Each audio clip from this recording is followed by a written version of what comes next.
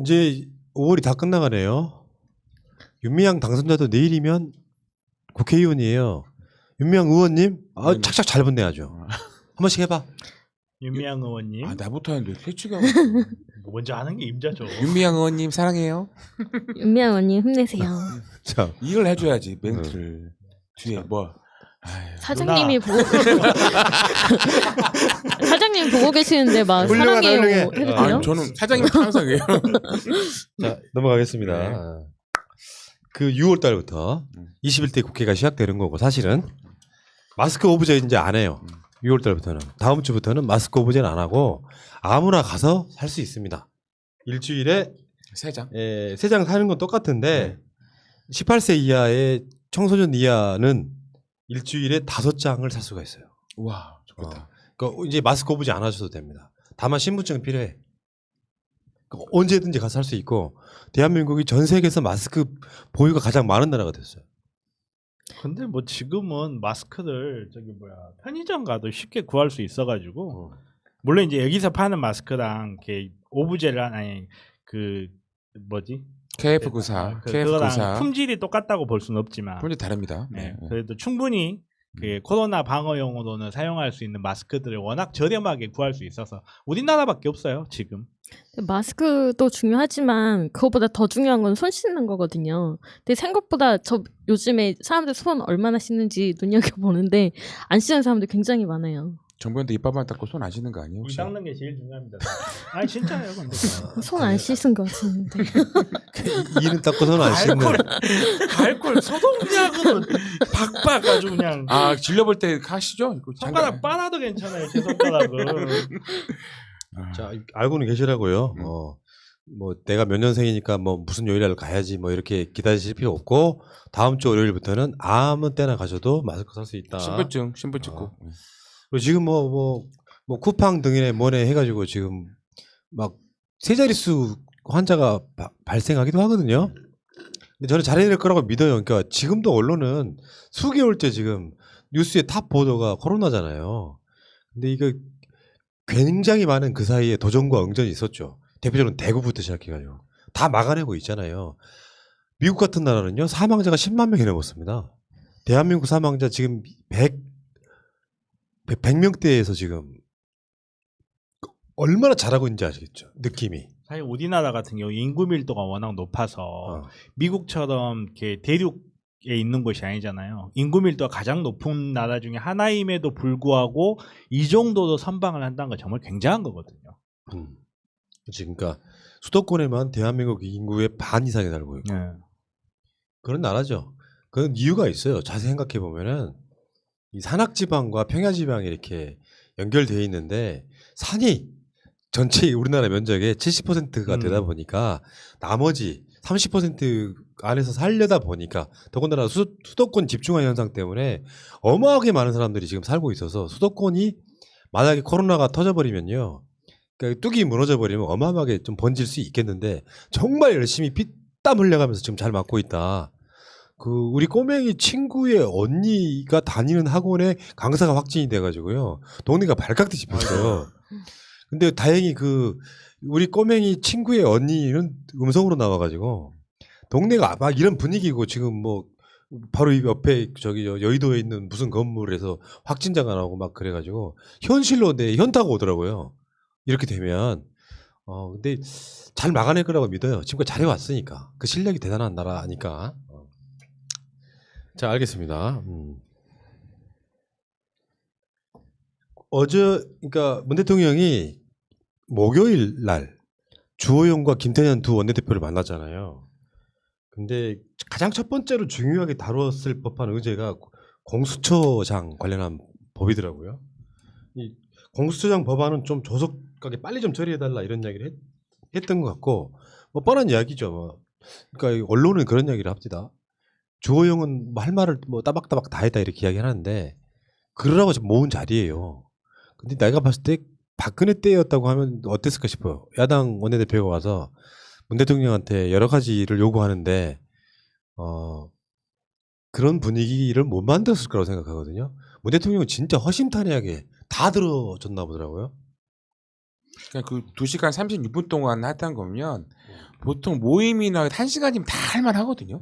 물만 다 하고 밥 먹고 휴식 먹고 다 할 건데 2시간 36분 동안 그러니까 문재인 대통령이 말하는 것보다는 이게 그 그냥 주호영한테 선물을 준 거죠. 선물 주고 와서 뭐 본인 다시 기자회견에서 뭐 내가 맞고 비난했지만 이게 좀 우호적인 거라고 생각해요. 우리 합치를 그렇죠. 한다는 거고 네. 이 좀 알았으면 좋겠고 이 여당 아니 야당을 지지해온 지지 세력들이 더 이 지지율에도 많이 변화가 있을 것 같아요. 그리고 주호영도 이런 뭐 공수처장이나 그런 걸 딴지 걸지 마시고 이제는 민주당이 지금까지 했던 일이 잘하고 있잖아요. 협력을 해서 좀 새로운 꼰대가 없는 미통당이 되기를 바라겠습니다. 진짜. 근데 그럴 리가 있나요? 이게 한번 짚고 넘어갈 만한 게요. 그 신한울 원전 있잖아요. 네. 공사 재개해야 된다고. 나 이거 보고 얘네들 진짜 안 되는 것 중에 하나 이런 거로구나. 그러니까 원전에 대한 미래를 버리지를 못하고 있는 거야. 워낙 큰 이권이 달려 있는 거다 보니까 원전에 대한 미련을 계속 이렇게 뭐랄까 원전에 대한 미련을 놓지를 못하고 있는 것 같은데 사실 원전이라는 게 여러분들도 사실 새날 보실 만한 수준의 분들은 다 알고 계실 거예요. 지금 현재 탈핵화가 이미 진행이 되고 있는 것도 아니고 앞으로 더 짓지 않겠다는 것에 불구하고 지금 그렇지 않아 그 탈핵화를 진행시키지 않고 원전을 더 짓지 않고 있음에도 불구하고 우리 전력 사정이 부족한 게 있나요? 단 하나라도. 지금 전기를 생산하는데요. 전기가 너무 넘쳐서 문제가 되지. 우리가 전기를 사용하고 이런 게 문제가 되고 있는 것도 아니고 우리 후쿠시마를 봤잖아요. 그리고 체르노빌도 봤고 이게 얼마나 정말 원전이 안전하고 일반적으로는 그냥 안전하고 저렴한 에너지인 것은 사실일 수 있지만 이게 사고가 났을 때 우리가 감당하는 비용이라는 것도 있고 그리고 원전이라는 게 해체된 다음에 들어가는 비용 같은 것도 고려를 해야 되는데 이런 거에 대한 고려는 없이 맞아요. 신한울에 대해서 계속 원전을 짓자라고 하는 거는 이거는 미래를 생각하지 말자는 거죠. 저 한 몇 달 전에 본 기사 중에 하나가 이제 전기 발생 생산 비용 이야기를 하는데요. 예를 들면은 원전을 탈원전 해가면서 이제 전기 지금 당장은 신재생 에너지의 이 비용이 좀 더 많이 드는 건 사실이에요. 태양광만 해도 면적이 필요하고. 근데 얘네들 계산을 어떻게 하냐면 진짜 악의적이에요. 20년 후를 비교를 하는 거예요. 20년 후가 되면요. 이런 기레기들이 말하지 않는 것이 뭐냐면 그만큼 신재생 에너지 싸집니다. 기술이 발전하기 때문에. 이건 계산 안 한 상태에서 현재 가격을 갖고 20년 후에는 전기 요금이 얼마큼 오른다는 이야기를 보조시하고 있더라고. 이게 기자야? 아니 그런 것도 있고요. 걔네를 보면 어떤 식으로 하냐면 사실은 태양광 같은 경우는 이미 역전이 됐거든요. 이미 역전이 됐는데 그러면 태양광 같은 건 또 빼요. 조력이라든지 풍력같이 아직까지는 가격대 효과비가 떨어지는 것만 또 거기에 산출하더라고요. 네. 저 문 대통령에 관련해서 주호영이 추경 3회 그러니까 추경을 지금 3번째 하는 거라서 재정 건전성이 우려가 된다 하니까 문 대통령이 법안을 제때 처리해 주시면 업어드리겠습니다. 좀 어처구니 없는 거고. 다음에 주호영이 북한의 북핵에 대해서 국민 안정이 보장돼야 된다니까 대통령이 아주 훌륭한 말씀을 하시죠. 재래식 군사력은 북한이 월등하다. 그러니까 당연한 거 아닙니까? 북한의 1년 예산보다 우리나라 국방비가 더 많아요. 지금 미국의 무기들 F-35 같은 거 있잖아요. 이런 그러니까 핵을 제외한 모든 그렇기 때문에 북한이 핵이라고 하는 은장도를 쥐고 있는 거예요. 그렇죠. 우리 쳐들어오면 자폭해 버릴 거야란 말이야. 니들 그러니까 요거는 그것도 그 핵 자체가 남한용이 아니야. 미국용이라고. 그렇죠. 쓸데없는 소리고. 다음에 공수처에 대해서는 대통령이 7월 출범을 차질이 없어야 된다 하니까 주호영이 지금 해달라고 하는 건 졸속이다 이러면서 어그로를 끌어요. 그러니까 7월 달에 공수처가 출범하기로 법에 정해져 있지만 미래통합당 등의 어그로에 의해서 상당 부분 딜레이 될 가능성이 높다 이렇게 일단 보면 될 것 같고요. 뭐 대충 그런 내용이었던 것 같은데 진짜 중요한 거예요. 막 굉장히 많은 사람들이 주호영이 청와대에 들어가면은 이용 박근혜 사면을 이야기할 것인가라고 관심이 많았어요. 사실은 못했습니다. 단 돌려치기로 한마디를 했지. 상대편엔 가혹하고 내 편에는 관대하다라면서 언론이 이걸 해석하기를 이명박근혜 사면을 돌려 말한 거다 이렇게 이야기를 하더라고요. 긴지 아닌지는 모르지. 상대편에게 가오가고 내 편에만 관대 뭐 이런 말 하려면 이명박근혜 사면을 이야기할 때 최민희 의원님도 사면해 주자고 한다든지 예를 들어서 그래도 안 되겠지만 예를 들어서 정말로 이렇게 민주진보 중에서 억울하신 분들 많잖아요. 대표적으로 어구시스터즈라고 불리시는 우리 최민희 의원님 같은 경우 아니 그분도 우리 동의하겠다. 정치 사범이라 하더라도 동의할 테니까 우리가 먼저 너네들 사면 시켜줘라. 그리고 우리 여건 되면 우리 그 숫자로 되신 분들하고 조류 이렇게 사면해달라. 뭐 이렇게 이야기라도 해야지. 상대편엔 가오 내 편에만 관대? 야 아파트 5채 현금으로 샀다라고 비방하는 거 자기 재산은 몇 년 만에 30억씩 늘은 애가 이런 말을 하면 안 되지. 주호영이 는 건 아니죠. 근데 그쪽 편이 그런 식으로 이야기를 하면 안 되지. 아니 또 뭐냐면은 이미 이점에 대통령께서 말씀하신 게 뭐냐면 아직 대법원에서 2심부로 다시 고법을 보냈잖아요. 확정 판결이 안 났잖아요. 대통령도 하고 싶어도 못해. 예? 왜냐하면 그러면 사법부나 대법원에 대해서 대통령이 간섭하는 거고요. 명예를 실추시키는 겁니다. 얘네들은 맨날 간섭을 해놔서 간섭해도 그러니까 되는 이것은 줄 알아. 그 상식적으로 생각을 해야 돼요.